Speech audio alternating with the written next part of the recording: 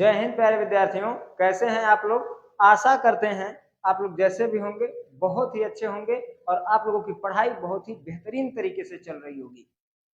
इसके पहले वाले क्लास में ध्यान रखना, हम आपको ये सिखा दिए थे कि कैसे सिद्ध करेंगे कि कोई भी संख्या जो करड़ी के अंदर हो वो अपरिमेय है। जैसे सिद्ध करने के लिए दे दिया कि 2 + 3 करड़ी में 7 एक अपरिमेय संख्या है, या 2 करड़ी में 7 एक अपरिमेय संख्या है, या करड़ी में 3 एक अपरिमेय संख्या। तो कैसे इसको सिद्ध करेंगे, इन सभी सवालों को लगाने के लिए 10 नियम अलग अलग ना लगा करके भाई साहब एक ही नियम पे कैसे हर एक सवाल को हल करेंगे, आपको पूरा समझा दिए थे इसके पहले वाले क्लास में।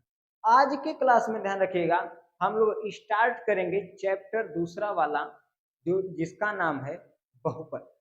तो आज के क्लास में हम लोग बहुपद वाले चैप्टर को स्टार्ट करेंगे और इस चैप्टर में किसी भी सवाल को कैसे हल करना है एक एक करके बेहतरीन तरीके से, ठीक है। जो ध्यान रखिएगा, प्रश्नावली आपकी 1.1 है। आज के क्लास में हम लोग इस प्रश्नावली 1.1 के बारे में जानेंगे और ध्यान रखिएगा पूरा बेहतरीन तरीके से आज की क्लास में प्रश्नावली 1.1 को हम लोग समाप्त करेंगे। अब देखिए, जो प्रश्नावली 2.1 है, इस प्रश्नावली 2.1 में एक ही सवाल दिया है कि किसी बहुपद p कोष्टक में x के लिए y बराबर px का ग्राफ नीचे आकृति में दे रखा है, यानी दिया है। प्रत्येक स्थिति में p ब्रैकेट में x के शून्यकों की संख्या ज्ञात कीजिए। हमें शून्यकों की संख्या ज्ञात करनी है। ये ग्राफ ऐसे बना के दे रखा है, तो कैसे शून्यकों की संख्या ज्ञात करेंगे देख लेते हैं।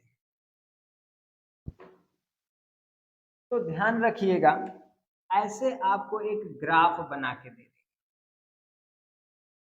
ठीक है। जैसे हम ऐसे कुछ ग्राफ्स बनाते हैं, देखिए ध्यान से।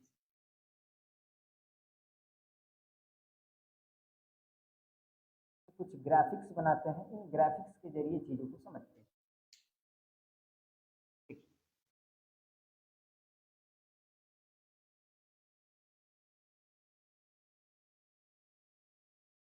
एक और ग्राफिक्स बना लेते हैं यहाँ।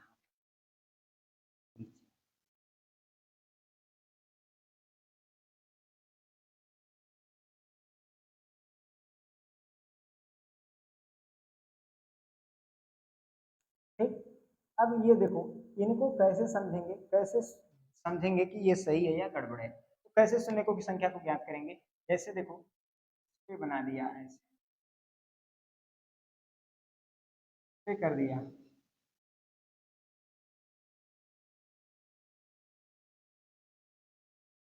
इस पे खींच दिया, अब इस तरीके से बना दिया। तो किसमें देखेंगे कि शून्यकों की संख्या कितनी है। देखो भाई साहब, ये y वाले पाही को कितनी बार भी काटे हमें मायने नहीं रखता। हमें मायने ये रखता है कि ये जो पाही खींची गई है यक्ष वाले को कई बार टच कर रही है, ये मायने रखता है, ठीक ना। तो यक्ष वाले को जितनी बार भी टच की रहेगी, यक्ष वाले को जितनी बार भी काटी रहेगी, शून्यकों की संख्या उतनी ही होगी।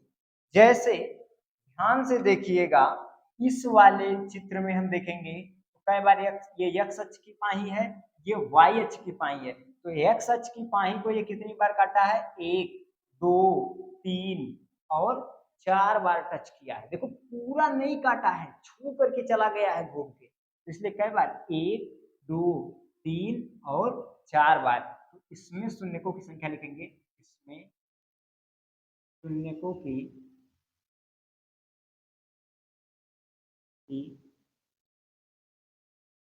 संख्या 4 है। कितनी है, इसमें शून्यकों की संख्या 4 है। अगर हम इसमें बात करें कि इसमें शून्यकों की संख्या कितनी है, तो कितनी बार, 1 2 3 बार। तो लिखेंगे इसमें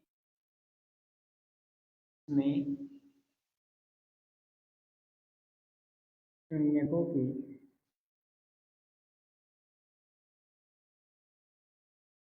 संख्या 3 है। कितनी है, 3 है, क्योंकि 3 बार काटा है यक्ष वाले को। और इसमें देखेंगे तो यक्ष वाले को अक्को बार नहीं काटा है, देखेंगे इसका, इसमें कोई शून्य नहीं। में कोई शून्यत नहीं। चीजें आपको देखने के बाद समझ में आ गई। तो बहुत ही आसान है ये प्रश्नावली। अगर आप ध्यान से लगाएंगे, मन से लगाएंगे, तो बहुत समय नहीं लगेगा। एक एक चीज को बहुत ही बेहतरीन तरीके से आप हल कर ले जाएंगे। कहीं भी आपको जरा सा भी कठिनाई एहसास नहीं होगी। बस आप पूरे फुल एनर्जी के साथ, पूरी मेहनत के साथ लग जाइएगा और सवाल को लगाइएगा। ध्यान रखिएगा कि आपको ध्यान रखना, बोर्ड एग्जाम प्रिपरेशन के लिए, बोर्ड एग्जाम के सिलेबस की एक एक टॉपिक की, एक एक चीज की डेली क्लास हम आपको लेकर के आते रहेंगे। मंडे से लेकर के सैटरडे तक तो डेली आपको क्लास मिलती रहेगी। इसलिए अगर आप नए हैं तो चैनल को सब्सक्राइब कर लीजिए और हमारा सहयोग कीजिए, ताकि हम प्रतिदिन आपके लिए इस तरीके के मजेदार और मस्त क्लास लेकर के आए।